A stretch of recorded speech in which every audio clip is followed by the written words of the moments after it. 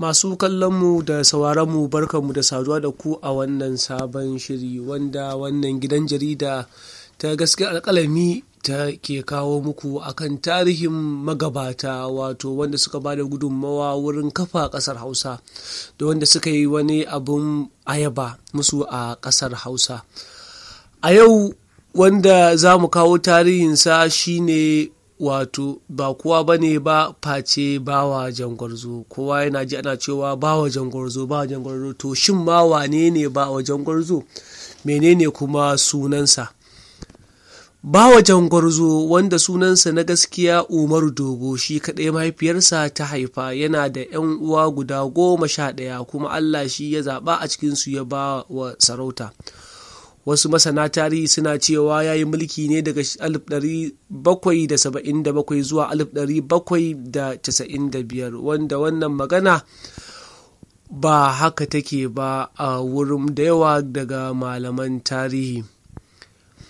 Sunan mahaifinsa Ahmadu, wanda ake kiransa da Almada. Bayan rasuwarsa ne jama'a daga cikin masu mulki suka nuna cewa sun fi ƙaunar a bawa Jangwarzo sarauta.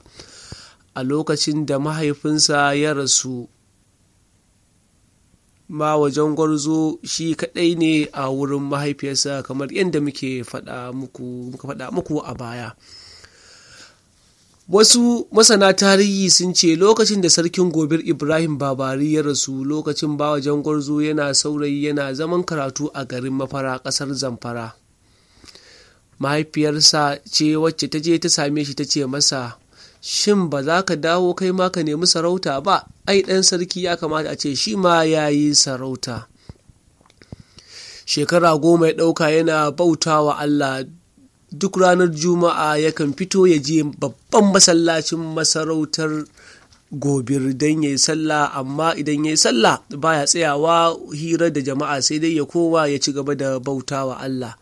Daga nan gurin wasu suke cewa a nan wurin ne ya samu suna Jangwarzo, dama sunansa Bawa, wanda ɗan uwansa ne ya ce masa, lallai Bawa ka zama Jangwarzo, irin wannan bauta haka Allah ya ba mu ya taku. Wasu masana tarihi suna gani cewa Bawa Jangwarzo yana ɗaya daga cikin waliyan sarakunan ƙasar Hausa wanda aka yi. Ana naɗa shi sarauta sai ya kira duk sarakunan ƙasar Hausa da suka haɗa da sarakunan Nufe da yankin Keffi da yankin Nijar, ya ce da su a zo bikin sarautarsa. A wurin naɗin ne ya ce da su, to daga yau kada a kuma yaƙi a tsakanin daula da daula.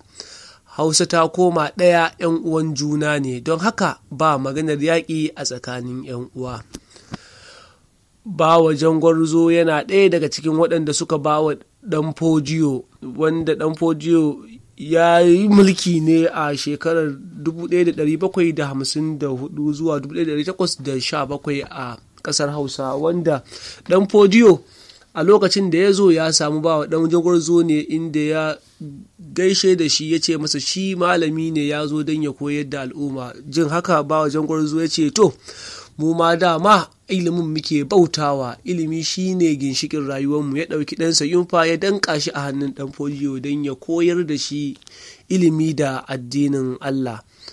A tarihin Bawa Jangwarzo bai taɓa yaƙi da kowace daula ba har ya koma ga Allah, saboda shi mutum ne mai tsoron Allah da rashin son zub da jini, kuma Allah ya amsa masa roƙonsa. Sai da ya rasu sannan abubuwa suka lalace.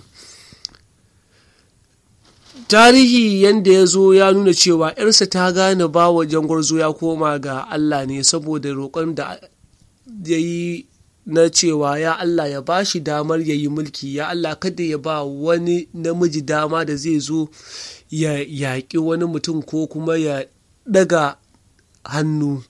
Allah kuma ya amsa roƙonsa, Allah ya Bawa Jangwarzo wannan dama, ta inda a lokacin mulkinsa babu wani namiji da ya sha gabansa.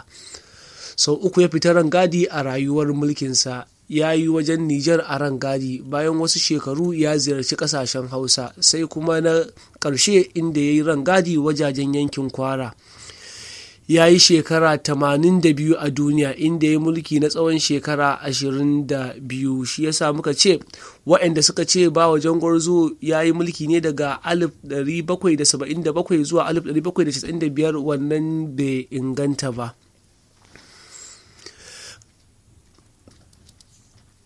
Kafin ɗan Fodiyo ya yaƙi ƙasar Gobir, ya ci ƙasar Gobir da yaƙi, a lokacin sarki Yunfani yake mulkar wannan ƙasa ta Gobir. Ɗan Fodiyo ya shafa tsawon shekaru 7 yana gwabza yaƙi kafin a kawo masa agaji daga ƙasashen kogoce garuruwan Fulani wanda suke kewaye da Najeriya. Ƙasar Gobir ƙasa ce wacce tarihin ƙasa wasu ba zai taɓa mantawa da ita ba, sannan kuma jajircewar da Bawa Jangwarzo ya yi shi ma abu ne wanda ba za a taɓa manta da shi a tarihin ƙasar Hausa ba. Jarida